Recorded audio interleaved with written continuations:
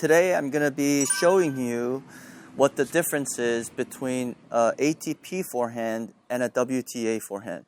Now, I'm just generalizing in the sense of, a lot of guys have this type of swing and a lot of girls have this type of swing, but not everyone has the same swing. So it's not specifically ATP, all the ATP players has this type of swing, or all the WTA players will have this type of swing.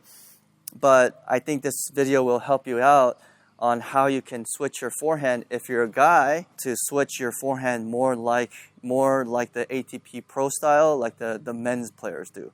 Or if you're a girl and you want to play or change your swing more like the guys do, then I think this will be the video for you. This also took me years to figure out, decades actually, not just 1 or 2 decades, but it took several decades for me to figure out what the difference between the WTA and the ATP is. It's because naturally I was actually more of a ATP style and I was hitting my forehand more of a ATP style. I'm not saying the new generation or the next generation of forehands, but I'm just talking about the ATP and the WTA style. So there's this distinct look on these WTA girl players that some intermediate or beginners and intermediates have this type of swing if you're a recreational player.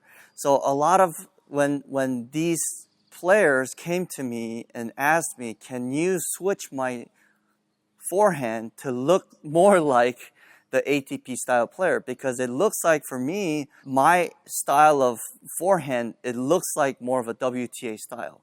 So here's the difference. Now, ATP style is going with the hand or with the elbow, leading the hand and the elbow back first, and the tip stays pointed more towards your opponent. So it doesn't have to go like this necessarily, which some players do and lift their elbow. But what I'm saying is, as you're taking the racket back, the racket is pointed more towards the opponent. Maybe at a 45 degrees, a little bit less, going this way.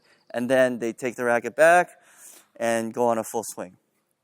WTA players, because I know I've taught WTA players and ATP players on the tour, WTA players tend to take the racket tip back first. So when they take the racket tip back, it looks like this. Okay?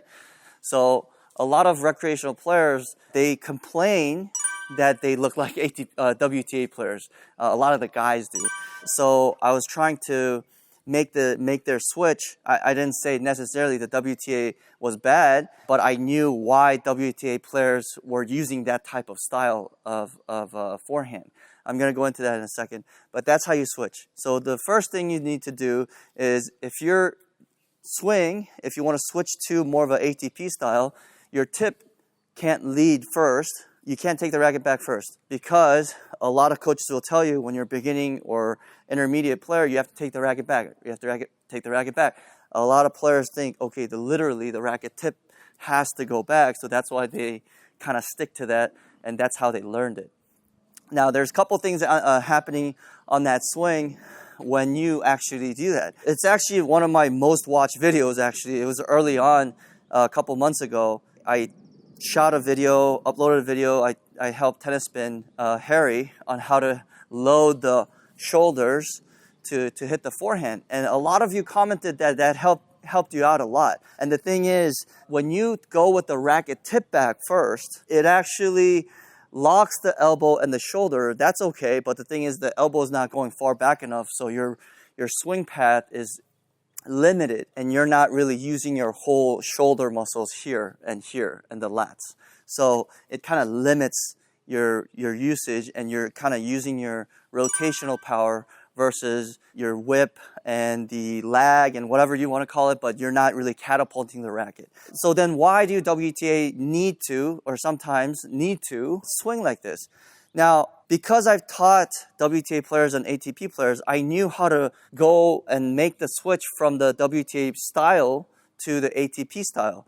But the thing is, I was convinced long time ago, like if girls could just play like guys, they would do really well. But there's a lot of coaches in the forums and whatever, like they talk about that stuff and they're like, oh, they just need to play more like guys. But girls, as I was teaching WTA and ATP, their body works differently.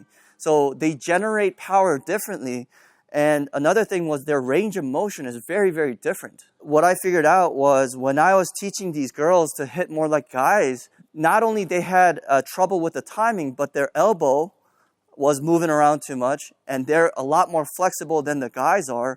So when they're taking the elbow back, they're taking it back way further than we can or I can. So I was like, when I was watching that, wait, there's something wrong here. It's very good to go to your limit, because the range of motion limit, because that creates tension, and what the tension creates the power. When you release that tension, it creates the power. But the thing is, these girls were so flexible that it wasn't creating tension. And literally, they're taking the racket back and the elbow all the way back, like so far back, that it wasn't creating tension. And because they're so flexible, it wasn't creating tension, because their range of motion is a lot more than us. When you're more flexible, you have more range of motion, and it takes more range to get to the limit of that range, obviously. And it's not really creating the tension that I wanted for these players and the power. So I was like, okay, now I know why the girls do it. The reason why the girls take the racket to back on some of these, a lot of these girls, are because it locks the elbow and the shoulder in place, and they could hit it more consistently with power. And the way they generate power is they create the power with the whole body, rather than guys do. Like, they create the power from the core and the swing. Actually, the arm actually generates the power, not the body. We'll talk about that next time. But the thing is, if you move your body too much, it doesn't create power for you, especially the guys. But the girls actually need to use the rotational power, so they had to lock the elbow and the shoulder in place so they could hit it consistently hard, so it doesn't move around so much. So I'll show you how to do it. Okay, so I'm going to show you the WTA method first, where the tip goes back first, and then you use the rotation to hit the ball. So the tip has to go back and hit like this. Again, the tip goes back first and hit. Now that you've seen that, I'm going to do the ATP, my method. I'll do it one more time. The ATP method has the racket tip pointed forward more, longer than the girls. That's the difference.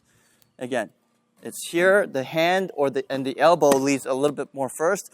Now you could go Pete Sampras way and kind of lead with the elbow first, and Taylor Fritz also. But I personally don't like that method. I like to kind of keep the elbow and the hand a little bit more equal than the elbow. So when should the tip pass this mark here? So after you take it back of the middle of your body, it's okay to start moving back, move the tip back. So as long as you don't want to go like this, that'll mess up your timing, like I said, with the next-gen forehand. But you want to go here as the racket crosses the midpoint of your body, then you go back and hit the ball.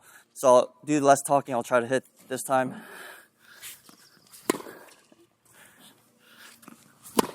Now for me, I do it almost exactly as it passes the midline, but you could hold it a little bit longer for more power, because obviously when you have the tip here, you're going to have more momentum from here, and it's going to create a little bit more of a sense of urgency to get the swing going forward. But timing-wise, it's better to kind of let the tip go back a little bit earlier, not too early like the girls do. Whatever works for you. Whatever worked for me, I tried different styles.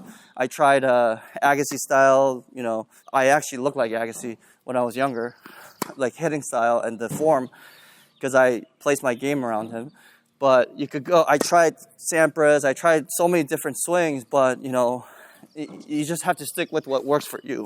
And you don't have to necessarily go from the WTA style to the ATP style if it works well. But today I'm just showing you the difference of it. Okay, so today I talked about the difference between the ATP style and the WTA style forehand. And it's just the way it looks. And not that one is better than the other. It's actually whatever works for you. So when I was working with different types of players, girls, guys, you know, high level, low level, it's about finding the most efficient way, and it's what works for you. It's not trying to copy someone. In the comments, I saw in the comments today, someone said, I don't care if I win or lose. I just want to look like Federer and look beautiful. That was really funny. But yeah, some people, you know, you could be happy with that. But you don't have to change your swing from, you know, like I said, ATP style to WTA style, or WTA style to ATP style. Like, it's just up to you. Just give it a try and see if it works. If it works well, stick with it. If it doesn't work well, you're probably missing a couple components there. So you should probably get some lessons or get some help with some coaches in your area, or you could ask me. I'll try to find some way to have conversation with me. I usually try to get to all the comments, but there's more and more comments, and it's difficult for me to reply to all the comments. But I'll try to set up something so I could communicate with you guys a little bit more. Everyone, thank you so much for subscribing. I think I just passed 3,000 subscribers. Let's keep it going. I'm going to post more videos for you guys and post more comments so I have more ideas on the next videos. Thanks.